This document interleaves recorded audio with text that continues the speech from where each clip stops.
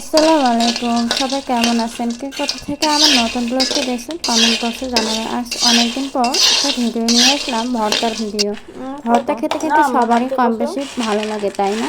তাই আজকে 2-3 ধরনের ভর্তার ভিডিও নিয়ে আসলাম। বাদামের ভর্তা, তেলের ভর্তা অসাধারণ খেতে লাগে, সুন্দর লাগে। বাদামের ভর্তা হাতে মেখে করলে আর ব্লেন্ডারে করলে তো এই যে বাদামের ভর্তাগুলো একদম তেলের মতন বের হয়েছে।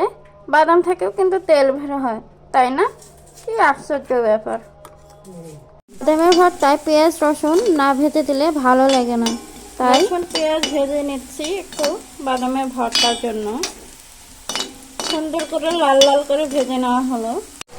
এই ভর্তাটিতে পেঁয়াজ রসুন ভেজে দিয়েছি, শুকনো মরিচ ভেজে দিয়েছি।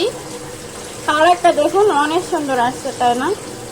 খেতে কিন্তু অনেক মজাদার হবে, খুবই মজা।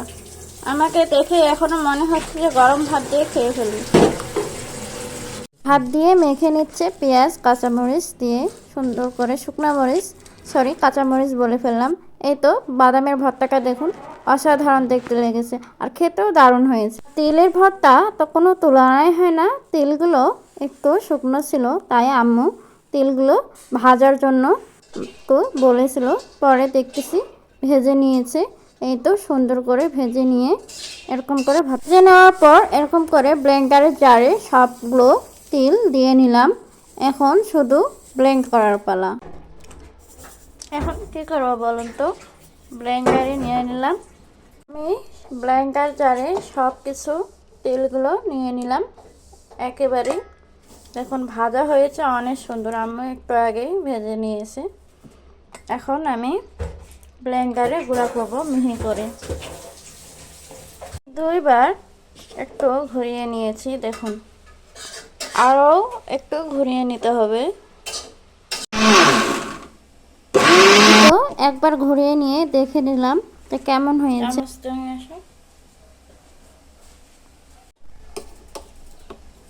কিছুক্ষণ পর ঘুরিয়ে নেওয়ার পর এই তো আমার কাঁচামরিচ দিয়ে দিল। ভালো লাগে, অনেক ভালোবাসি তেলের ভর্তা খেতে।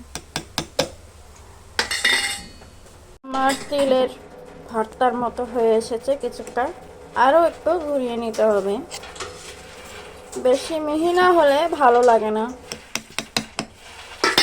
এখন তেলের আবারও একটু ঘুরিয়ে নেব, নিয়ে শুকনো মরিচ একটা জাস্ট দিয়ে দিলাম, কাঁচা মরিচ দিয়ে দিছিল, তারপর শুকনো মরিচ দেওয়া দরকার সেজন্য দিয়ে প্রায় তেলের ভর্তাটাই হয়ে এসেছে। দেখুন অনেক সুন্দর হয়েছে আর অনেক, এই যে দেখুন কত সুন্দর হয়েছে, একদম মিক্সড হয়ে গেছে। খেতে কিন্তু ভালো লাগে, তিল থেকে কিন্তু তেলও বের হয়, তাই না? এখন পেঁয়াজ কাঁচামরিচটা আম্মু পুড়ে নিয়েছিল গ্যাসের মধ্যে। পেঁয়াজ লবণ তেল দিয়ে একেবারে তেলের ভর্তাটা মেখে নেবে। এটা হচ্ছে তিলের ভর্তা। তিলের ভর্তাটা খেতে কিন্তু অসাধারণ লাগে, তাই না? তেলের ভর্তা খাওয়া অনেক উপকারী। ডিম আলু আর শুকনো মরিচ দিয়ে ভর্তা করেছে একসাথে। ভর্তাগুলি কেমন লাগলো? এই তো প্লেট নিয়ে বসে পড়লাম।